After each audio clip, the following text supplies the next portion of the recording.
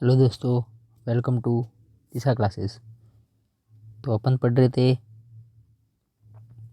DElEd first year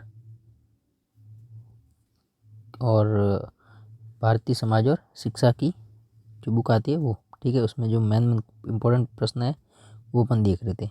तो अपन ने छोटे छोटे प्रश्न देख लिए थे, एक दो प्रश्न बाकी थे वो देख लिए थे। उसके बाद अपन अति लघुतरात्मक अपन ने देख लिए थे। अब अपन लघुतरात्मक देखेंगे आगे। अब देखिए, पहले तो जो बच्चे क्वेश्चन है उसमें से देखिए। तो वेबर ने वर्ग की अपनी परिभाषा के आधार पर वेबर ने वर्ग को कितने भागों में बांटा, तो वो देखिए। पूंजीवादी समाज को कितने वर्गों में बांटा?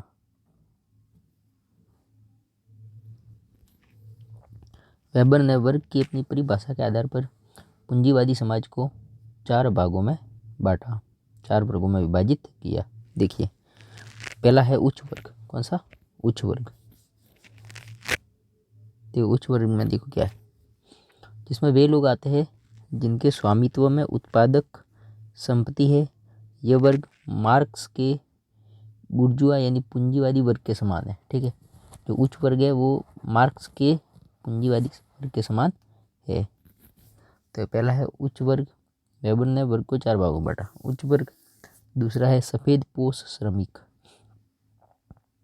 सफ़ेद पोश का मतलब समझिए, इस वर्ग में बौद्धिक श्रम करने वाले लोग शामिल है, जैसे प्रबंधक, प्रशासक, पेशेवर इत्यादि लोग। सफ़ेद पोश में कौन होता है?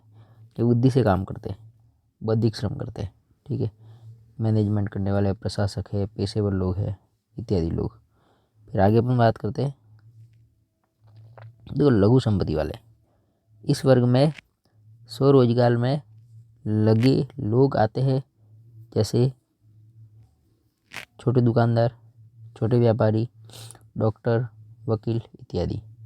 तो वेबर ने 4 भागों में बांटा वर्गों को।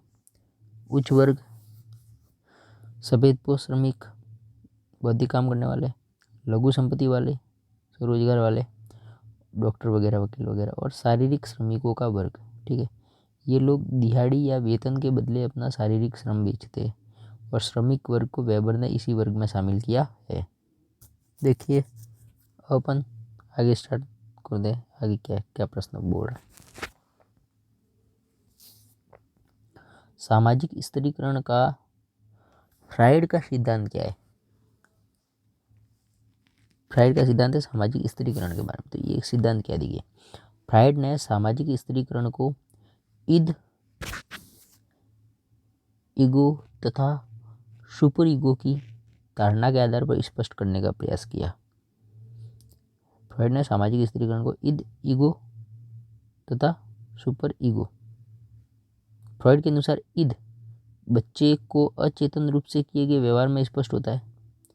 बच्चे को जो अचेतन रूप में जो व्यवहार होता है उसको ईद के रूप में स्पष्ट होता है। ये व्यवहार अचेतन रूप से इस प्रकार होते हैं क्योंकि बच्चा बाल्यकाल में कुछ समझता नहीं है। जब बच्चे को चेतन रूप से सोच समझकर समाज की प्रथाओं, परंपराओं, मूल्यों, आदर्शों आदि के अनुसार कार्य या व्यवहार करने की शिक्षा दी जाती है, तो यह इसके ईगो के विकास का काल होता है। इसके पश्चात आता है सुपर ईगो का स्तर। देखो, पहला आता है ईद, दूसरा आता है ईगो, तीसरा आता है सुपर ईगो। ईद में क्या होता है, मेरी बात समझिए। ईद में होता है कि बच्चा कुछ भी समझता नहीं है, ठीक है। उसके बाल्यकाल की बात करते हैं अपन, जब अचेतन रूप से, मतलब उसमें कुछ चेतना ही नहीं होती, सोचने समझने की शक्ति नहीं होती। ईगो का मतलब जब बालक कुछ समझने लगता है।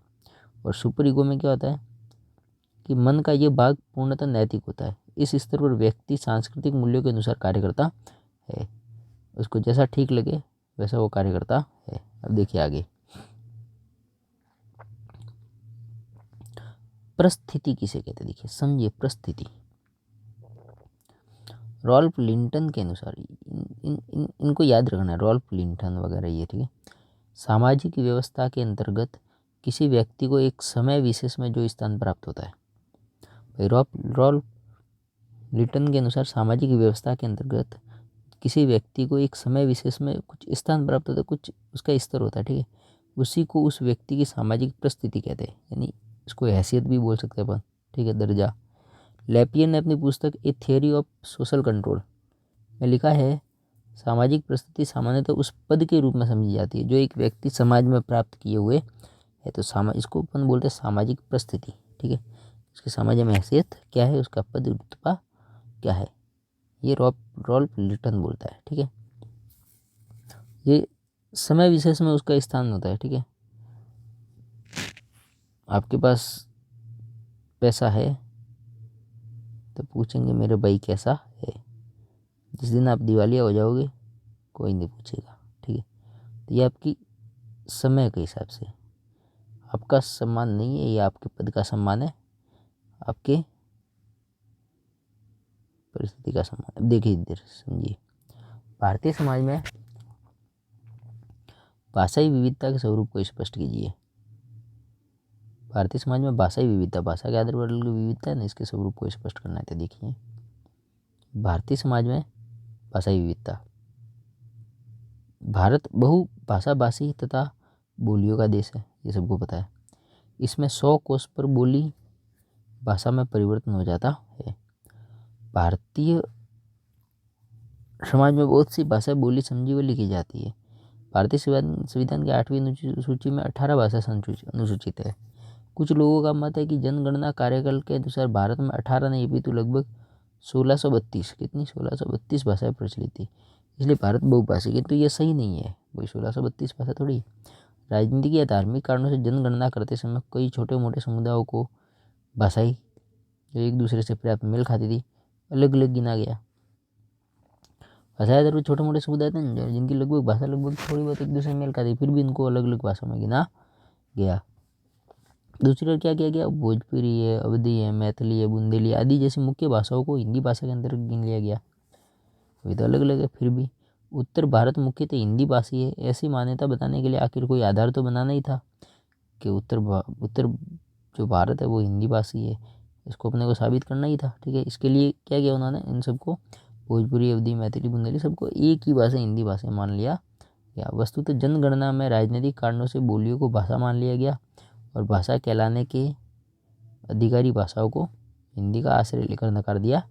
वास्तव में जो छोटी मोटी बोलियाँ थी उनको तो भाषा का दर्जा दिया गया। ठीक है, राजनीतिक कारणों से आप समझ सकते हो, और जो वास्तव में जो भाषा थी उनको हिंदी भाषा में ही शामिल कर दिया गया, ये भेदभाव किया गया। भारत में अखबारों, फिल्मों, किताबों, टीवी, दूरदर्शन यानी कि रेडियो, शिक्षा, कचहरी तथा कार्यालय आदि का कामकाज कई भाषाओं में एक साथ होता है। जितने भी काम है, अखबार है, फिल्म, किताब, टीवी, रेडियो, दर्शन, शिक्षा, कचहरी वगैरह। वस्तुतः भारत में भाषाई विविधता के कई आयाम हैं। दायित्व है कि भाषाई विविधता व्यक्तिगत एवं सामाजिक स्तर पर भारतीय समाज के लिए कोई सिरदर्दी का विषय नहीं रहा। कई भाषाओं को आत्मसात कर लेना एवं अन्य देश विदेश की भाषाओं में स्वतंत्रतापूर्वक वैचारिक आदान प्रदान करना भारतीय समाज के लिए एक साधारण बात है। यहाँ पर कोई आश्चर्य की बात नहीं है कि पुत्र माता पिता से तो मातृभाषा में बात करता है, पुराने मित्रों से मातृभाषा या हिंदी में, कॉलेजों के मित्रों से हिंदी या अंग्रेजी में, तथा अपने व्यवसाय का समस्त कार्य केवल अंग्रेजी में करता है। इतना ही नहीं, अनेक परिस्थितियों में तो 2 या अधिक भाषा परस्पर मिलजुल जाती है। ऐसी प्रक्रिया से भाषाएं समृद्ध होती है, न कि खिचड़ी बनती है। एक भाषी मापदंडों में बहुभाषी क्षमता को मापा नहीं जा सकता। वस्तुतः भाषाएं मृत नहीं होती वरन परिवर्तित होती रहती है। भाषा किसी समुदाय विशेष की अस्मिता या पहचान होती है। कोई भी समुदाय अपनी भाषाई पहचान का सरलता से परित्याग नहीं करता। भाई किसी समुदाय जो उसके भाषा के नाम से जाना जाता है, ठीक है, कि ऐसे ही भाषा बोलते हैं, तो उस भाषा को वो समुदाय परित्याग नहीं करेगा, नहीं इस भाषा को बोलना छोड़ ही देना है। आज भी लोग विश्वास करते हैं कि भारतीय स्वतंत्रता संग्राम का माध्यम अंग्रेजी भाषा थी या हिंदी, हिंदुस्तानी, उर्दू या स्थानीय भाषा है। किसी न किसी स्तर पर मानना ही पड़ेगा कि उसमें सभी भाषाओं का योगदान था। जब तक कोई राजनीतिक हित या धार्मिक हित का प्रश्न सम्मुख नहीं आता, जब तक कोई राजनीतिक धार्मिक हित नहीं था, तब तक तो सारी भाषाएं लगभग सबका स्तर समान ही था, उनका सबका योगदान था। भारतवासी एक भाषा, एक भौगोलिक परिधि, एक समुदाय, एक धर्म में एक संस्कृति आदि के विवादास्पद चक्रियों से दूर ही रहते हैं। इस प्रकार प्रत्यक्ष या परोक्ष रूप से भाषाई विविधता का सम्मान करते हैं, उसे स्वीकार करते हैं। अस्पृश्यता का मतलब छुआछूत। क्या है? अस्पृश्यता का शाब्दिक अर्थ न छूना, इसे सामान्य भाषा में छुआछूत की समस्या भी कहते हैं। अस्पृश्यता का अर्थ है कि किसी व्यक्ति या समूह के सभी लोगों के शरीर को सीधे छूने से बचना या रोकना। कोई व्यक्ति या कोई पर्टिकुलर समूह, उसके सभी लोगों, जितने भी लोग हैं, उसके शरीरों को नहीं छूना अस्पृश्यता या छुआछूत कहते हैं। ये मान्यता है कि अस्पृश्यता या अछूत लोगों से छूने या तक कि उनकी परछाई भी पड़ने से उच्च जाति के जो लोग हैं वो अशुद्ध हो जाते हैं और अपनी शुद्धता वापस पाने के लिए उन्हें पवित्र गंगा में स्नान करना पड़ता है। भारत में अस्पृश्यता की प्रथा को अनुच्छेद 17 के अंतर्गत एक दंडनीय अपराध माना गया है। घोषित कर लिया गया कि अनुच्छेद 17 है, घोषित कर लिया गया, दंडनीय अपराध घोषित कर लिया गया। अब अनुच्छेद 17 क्या है ये अपन देखते हैं। ये अनुच्छेद 17 क्या है? तो अस्पृश्यता का अंत और उसका किसी भी रूप में आचरण निषिद्ध किया जाता है। अस्पृश्यता से उपजे किसी निर्योग्यता को लागू करना अपराध होगा, जो विधि के अनुसार क्या होगा? दंडनीय होगा। अस्पृश्यता यानी छुआछूत से उपजी कोई निर्योग्यता कि आप इसके लायक नहीं हो, ठीक है, आप अछूत हो, तो ये दंडनीय अपराध के रूप में गिना जाएगा। भारतीय संस्कृति का मूल मंत्र मानव जाति से प्यार, ऊंच नीच की भावना रूपी हवा के झोंके से यंत्र तंत्र बिखर गया। ऊंच नीच का ये भाव रोग है जो समाज में धीरे धीरे पनपता है और सुसभ्य एवं सुसंस्कृत समाज की नींव को हिला देता। परिणाम स्वरूप मानव समाज के समूल नष्ट होने की आशंका रहती है। अतः अस्पृश्यता मानव समाज के लिए भीषण कलंक है। अस्पृश्यता की उत्पत्ति और उसकी ऐतिहासिकता पर अब भी बहस होती है। भीमराव अंबेडकर का मानना था कि अस्पृश्यता कम से कम 400 ईसा से है और आज संसार के प्रत्येक क्षेत्र में, चाहे वो राजनीतिक हो अथवा धार्मिक, संसार के प्रत्येक क्षेत्र में, चाहे वो राजनीतिक हो या धार्मिक हो या सामाजिक, सर्वत्र अस्पृश्यता के दर्शन किए जा सकते हैं। अमेरिका, इंग्लैंड, जापान आदि यद्यपि वैज्ञानिक दृष्टिकोण से तो विकसित है और संपन्न देश है, किंतु अस्पृश्यता के रोग से वे भी ग्रसित है। प्रजातीय, धार्मिक भावनाएं, सामाजिक कारणों से अस्पृश्यता आज भी समाज में व्याप्त है। तो अच्छा क्वेश्चन है, सामाजिक भेदभाव दूर करने के लिए आप अपने विद्यालय में क्या क्या उपाय करेंगे? तो देखिए समझिए। तो शिक्षा द्वारा समाज में फैले भेदभाव को दूर करके विद्यार्थियों को विकास के समान अवसर दिए जाने चाहिए। विकास के सभी अवसर समान दिए जाने चाहिए सभी विद्यार्थियों को, ठीक है। भेदभाव को दूर करके, भेदभाव कैसे? कि अपने को विद्यार्थियों में कोई भेदभाव नहीं रखना है। आवश्यकता इस बात की है कि शिक्षा बालकों में भेदभाव की भावना को दूर करके उनमें समानता की भावना का विकास करे। उच्च नीच, छोटे बड़े की भावना जो व्यक्तियों को बांटती है, तो जिससे देश भी बढ़ सकता है, इससे जाति संघर्ष या वर्ग संघर्ष को बढ़ावा मिलता है, इसे समाप्त किया जाना चाहिए। छोटे बड़े की भावना को अपने क्या करना चाहिए? समाप्त करना चाहिए, ठीक है। ये सामाजिक भेदभाव दूर करने का एक तरीका है। संपूर्ण देश के बालक बालिकाओं को एक स्तर तक अनिवार्य निःशुल्क शिक्षा एवं सार्वभौमिक शिक्षा दी जानी चाहिए, ठीक है। बालक और बालिका कोई भी। भारतीय संविधान में सभी के लिए शिक्षा प्राप्त करने की पूर्ण स्वतंत्रता है, परंतु दलित वर्ग के व्यक्तियों को इस ओर अग्रसर करने के प्रमुख प्रयास करने चाहिए। विद्यालय में सभी धर्म एवं जाति के बालक बालिकाओं के साथ समान व्यवहार करना चाहिए। विद्यालय में सभी धर्मों से जुड़े त्योहारों को समान रूप से मानना चाहिए या मनाना चाहिए। भारतीय समाज में वैज्ञानिक दृष्टिकोण उत्पन्न किया जाए जिससे समाज विकास प्रक्रिया में सहयोग प्रदान करे। सर्वधर्म धर्म समभाव एवं धर्मनिरपेक्षता संबंधी कार्यक्रमों पर विशेष बल देना चाहिए जिससे समाज में धार्मिक विषमता को समाप्त किया जा सके। विद्यालय में लोकतांत्रिक मूल्यों का विकास किया जाए जिससे विषमता दूर हो सके। विद्यालय में नैतिक मूल्य, सत्य, अहिंसा, मानवता एवं परोपकार आदि को विकसित किया जाए जो सामाजिक विकास के मार्ग को प्रशस्त कर सके। तो ये है